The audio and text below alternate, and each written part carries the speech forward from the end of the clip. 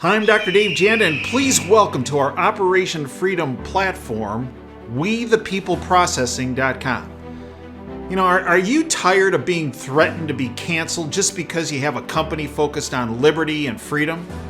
Well, worry no more, folks. WeThePeopleProcessing.com is your go-to merchant services, freedom-based company to provide business service payment solutions. We the People Processing provides their clients a cancel culture-free platform which is domestically based. They provide competitive rates, no contracts with next-day funding, a fully vetted and like-minded financial infrastructure, and full support for integrations, implementation, and e-commerce efforts. Bottom line, WeThePeopleProcessing.com focuses on defending your company's free market growth, values, and future. Check them out at www.WeThePeopleProcessing.com. Once you're on the site, enter in password Operation Freedom or call 855-499-2024. That's WeThePeopleProcessing.com. Then, when on the website, enter Operation Freedom as your password or call 855-499-2024. Mr. President-elect, go ahead. Can you state She's categorically? asking a question. Mr. President-elect, can you give us a question? Don't be You are rude. attacking us. Can you give us a question? Don't be rude. No, I'm not going to give you a question. question. I'm not going to give you a question. Can you state categorically? You are fake news. Sir. Hi, I'm Dr. Dave Janda. Welcome back to Dave versus the MSM. I'd like to thank you for joining me today. We are available 24/7 at davejanda.com with extra shows, extra content, extra videos, extra guests, and archives to all of our shows. We hope you become part of our Freedom family.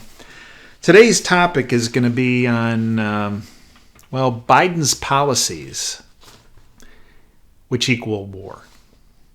Oh, that you're being so... Oh, come on, Dave. That's conspiracy theory. You're being too hard. I mean, the guy's demented. Leave him alone. Well, it is true. We have Dumb and Dumber right now running, supposedly, whatever this is, goat rodeo of an administration between Biden and Harris. But frankly, it's the policies emanating out of D.C.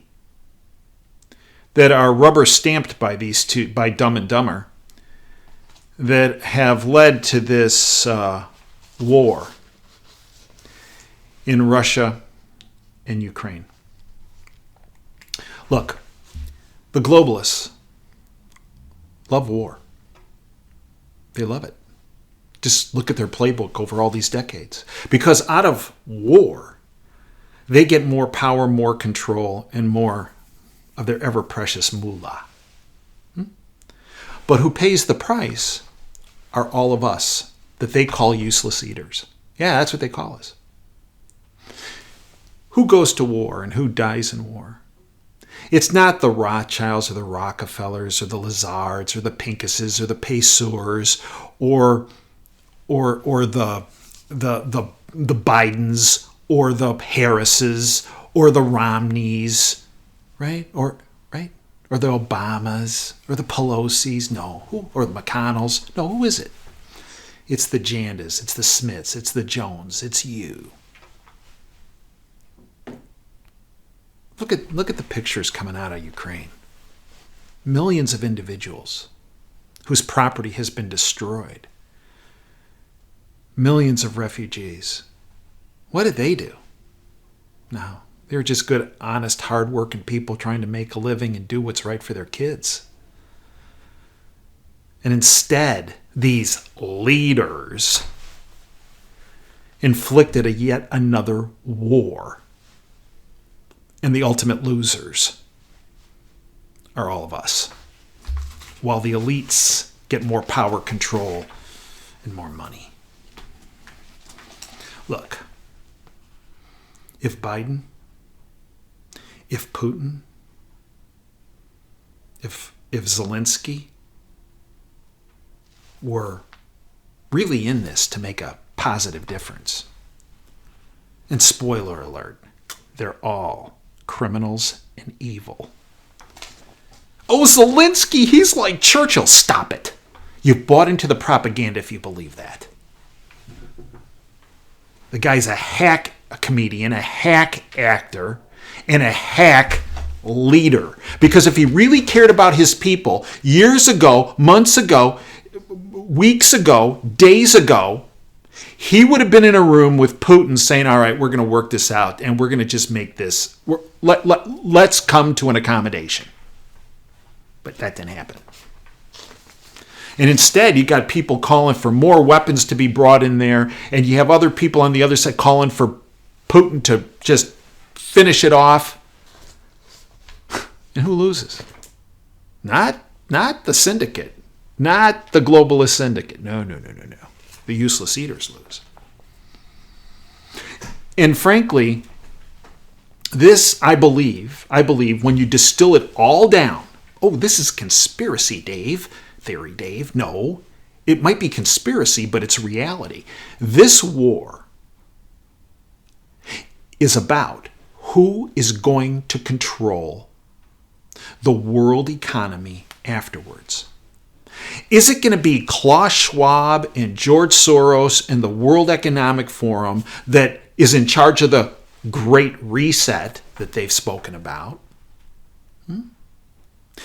With their currency, the SDR, and their carbon credit-based monetary system?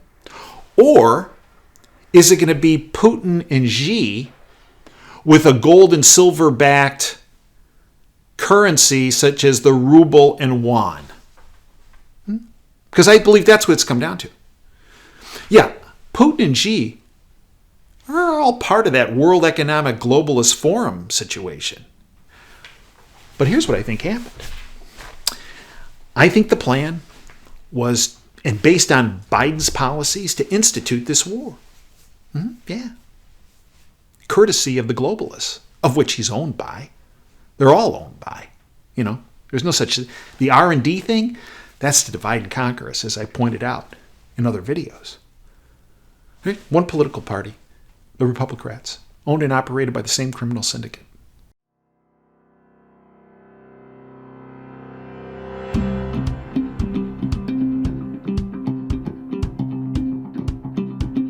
MyShield products are EPA and FDA approved and are proven ready to help you, your family, and your community neutralize COVID, bacteria, viruses, spores, and fungi. The water-based alcohol-free hand sanitizer foam and disinfectants are safe for people, animals, and the environment. Application of the MyShield products has been confirmed by independent studies to provide persistent protection for 28 days on surfaces and for 4 hours on the skin with just one application with a very quick dry time. Check out MyShield products at OperationFreedomHealth.com. That's OperationFreedomHealth.com. Yeah. That's why when the Bushes were there, or the Clintons were there, or the Obamas were there, or the Bidens, why things never really changed. And when this one guy who wasn't a politician got in there, things kind of changed a little bit, but there were a whole lot of deep state players in there that kind of undermined a lot of that. I'm not sure why that kind of went on for 4 years with all this undermining. I mean, smart guy, but okay, that's a show for another day. But right now, I think what happened is Putin and Xi got together. And we know they met before the Olympics in China, right? They got together and said, listen, Schwab and Soros and all these guys, they want Russia into Ukraine and mixing it up. And, that can lead to things like, us getting kicked out of the SWIFT system. But that's okay because we already got something set up on the side for years ahead of time between China and Russia. So we're okay there. But and then we would retaliate with maybe some kind of cyber attack, and because Schwab has been talking about that for years, and that would lead to the dollar cratering and a currency reset. And then Schwab and Soros think they're going to run the show, but you got a big military, I got a pretty big military in Russia. Why don't we cut them out and let's run the show when it's all over? This is why you see Schwab and Soros all of a sudden coming out against Putin and Xi, right? You see, right now, Ukraine is a battle for who's going to control the monetary system afterwards. But let's talk about what set the table for it. Slow Joe, Basement Joe, and Harris, and the people around him.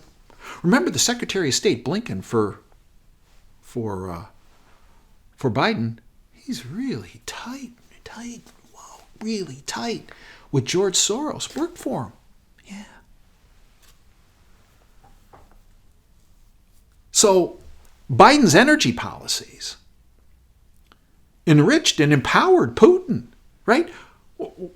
According to the data I've come up with, in 2021, since Biden had been president, or whatever he is, installed, 244,900 barrels of oil and petroleum were purchased from Russia.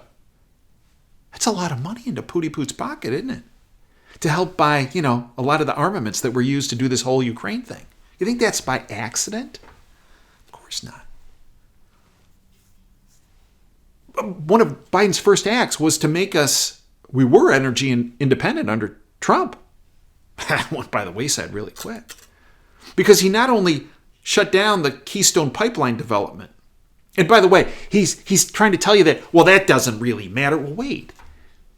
We're saying that it's important to shut down Putin's pipeline, Nord Stream 2. So if pipelines aren't important, why is it important? Why does it work to hurt Putin by shutting down his pipeline, but it doesn't make any difference if we shut down our own pipeline? Sorry, man. Doesn't cut it. Well, that's the first thing he did. Second thing he did is on his first day there, right? After he was installed. He increased regulations for energy production. Regulations on public land. And increased regulations on public and private land. So exploration and drilling decreased on public and private land. He blocked leases and permits on public land. Now, Psaki is out there along with Biden saying, there are 9,000 leases out there. Stop. There might be 9,000 leases, but a lease doesn't lead. Not all leases lead to oil production or petroleum production. You got to lease before you get the permits. And he increased regulations from going to the leasing to the permit stage and then from the permit stage to the production stage. And that annihilated domestic production. They also, Prudhoe Bay up in Alaska, but shut that. Whoa, we got to shut that down. So all this did is made us more dependent on that Russian oil that put more money into Putin's pocket so that he had more money to do this whole Ukraine goat rodeo. But it's more than his energy policy. There was a document, and I cannot go in depth on this platform. I do on our DaveJanda.com. But there was a document entitled The Joint Statement on the U.S.-Ukraine Strategic Partnership, authored on September 1st, 2021 through the Biden White House. Did Biden author this? I read the document. It wasn't written in crayon, so obviously Biden or Harris didn't author it or write it. But I believe Blinken was involved, and Blinken, remember, again, he's really tight with George Soros, right? Yeah. I sent the document because it really looks like a little, okay, Pooty Poot, time to go. Time to gear it up. We're hearing from Klossy and from Klaus Schwab and from Soros. Showtime. And this was the indication to Putin. Let's go. I sent this to someone who is a former very high-level diplomat. Read it. And here's what he said. I will just give you the bottom line. Under this document that nobody's talking about, authored, you can search it, September 1st, 2021, Joint Statement on the U.S.-Ukraine Strategic partnership. Okay? That's what they state. Under this document, Ukraine is a U.S. protectorate. I suspect that from Putin's perspective, this is worse than Ukraine becoming a de facto NATO member.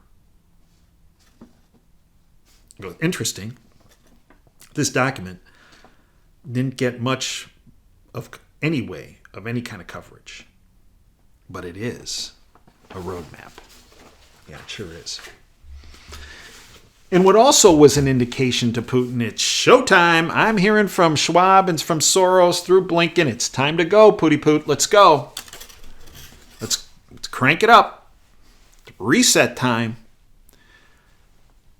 This is from Jennifer Graham. Perspective, it wasn't a minor incursion. Did Biden's words contribute to a major problem for Ukraine? Words have consequences, and ineffectual messaging from the West may have emboldened Vladimir Putin. Not just emboldened, but said, showtime. In January, the White House rushed, January 2022, to clarify what Joe Biden meant when he said that, quote, a minor incursion into Ukraine would not require the sort of response demanded by one of a larger scale.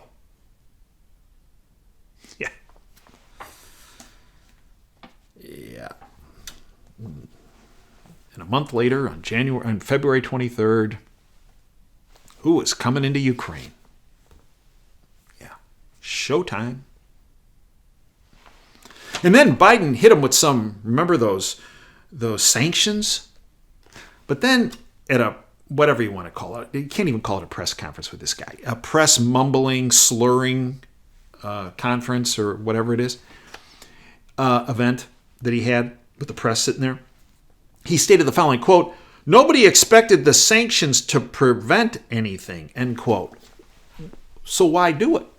Unless it's all about show. Right? Showtime.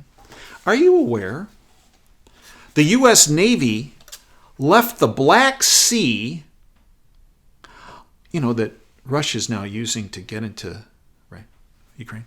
The U.S. Navy left the Black Sea unprotected, allowing Russia to invade Ukraine. This from John Irish, Robin Emote. Did the failure of the U.S. Navy and NATO to protect Russia's back door give Putin the confidence to invade Ukraine? Well, it's more showtime. Vlad, hey, we're out of here. Come on. There you go. Back door open. When Russia attacked Ukraine, the nearest naval vessel of a major NATO ally was in the Mediterranean. Not in the Black Sea, in the Mediterranean. The last such ship from a major naval member of the Western Military Alliance left the Black Sea over a month before Russia went into Ukraine. The last big Allied destroyer, the U.S. Navy guided missile destroyer USS Arleigh Burke, left the Black Sea in December of 2021, according to a U.S. Navy statement.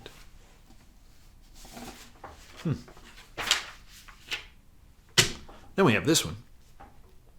Report, Biden administration gave China, who's tight with, remember what I talked about earlier? Russia.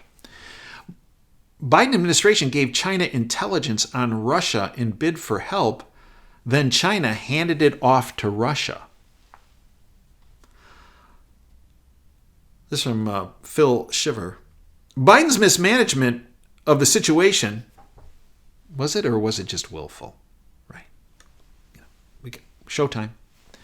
Biden's mismanagement of the situation may have been worse than previously understood, according to an eye-opening new report, the New York Times no less, published Friday, that Biden administration, since late last year, endeavored to enlist Chinese assistance, only to have its plan turned on its head.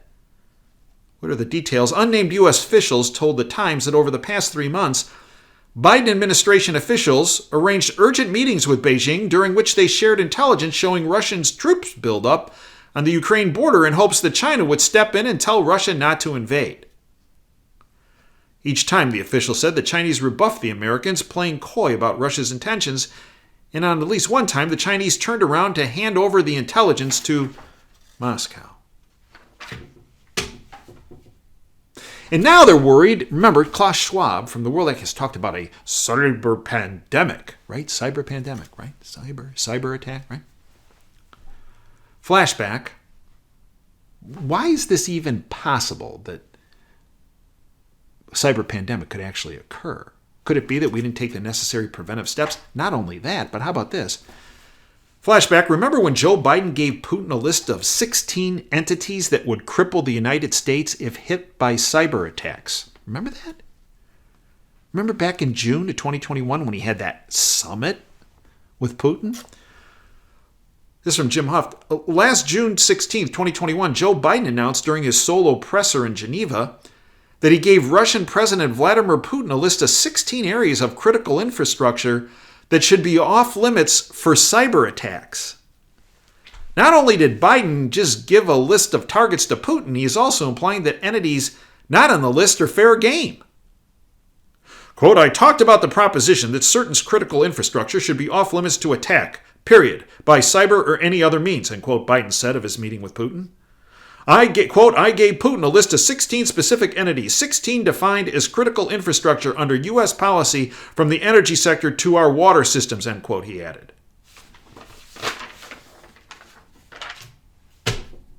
And then this happened, right? So rather than, we talked about domestic production here in the United States. If you really want to get to Putin and you want to hurt him, if you really want to hurt him, you stop buying oil from him, right? For many, many, many, many months. Never should have done it in the first place. Right? And you would increase our own domestic production. Well, that's not happening. Instead, Biden is now cutting deals with Iran as Venezuela. Puppets, Iran and Venezuela, of Russia and China. More money to go to them that'll just go back to Russia because they buy their armaments from Russia and China, right? Little money laundering operation there. Biden is now cutting deals with Iran and Venezuela. He doesn't want America to be energy independent. Do you feel like you're being played? This was stated. The Biden administration won't admit this publicly, but their plan is not to increase the U.S. oil supply to lower gas prices. They're trying to push through an Iran deal as fast as possible to lower the price of oil.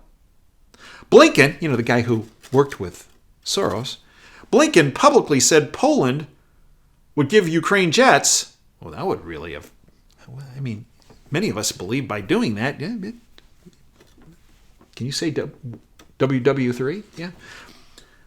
But now Russia is, when he made that, Blinken came out and said, oh yeah, we're thinking about that. Next thing that happened, Russian came in and went after Western airfields in Ukraine. But the guy, and you can love him or hate him, but the guy who kind of has this together is actually Musk. Elon Musk calls for Europe to restart nuke plants, U.S. to boost oil and gas output immediately. Well, this is a guy who makes electronic vehicles, right? You would think he'd be like, oh no, hey, this is great, more money for me. Well, got to give him a little credit here. Elon Musk has some urgent advice for whatever these people are, world leaders, but not really. World globalists. The richest man in the world called for Europe to restart dormant nuclear power stations and increase power output of existing ones, calling it critical to national and international security. Musk raised eyebrows when he tweeted, quote, hate to say it, but we need to increase oil and gas output immediately in the United States, end quote. He continued, quote, extraordinary times demand extraordinary measures, end quote. Yeah, they sure do. But the bottom line, folks, is what the whole Russia-Ukraine, there's some turf involved. I get it. Right? The turf war and all this and neutrality and all this, making Ukraine, I get it. Because that document I cited from September 1st, 2021 did not make Ukraine neutral. But it was the invitation to Putin saying, hey, show's starting, you're up. And what's going on right now, and the reason why this is going on, is the war is really about who will control the monetary system after the war. Will it be Putin Xi, Or will it be Schwab, Soros, and the World Economic Forum? A very well-known financial analyst, his last name is Polson, recently said, after the war, money will never be the same again. Will it be SDRs based on carbon credits with the World Economic Forum running the show? Or will it be a gold and silver backed yuan and ruble? That's what the war is about. And the people that die, and the people that get injured, and the people that become refugees, and the people whose property is destroyed are the freedom-loving publics. And that is what every war has been about. The globalists get more power, more control, and more of their ever-precious money, whatever it is. SDRs, carbon credit based, rubles, yuans back in gold and silver. That's what it comes down to.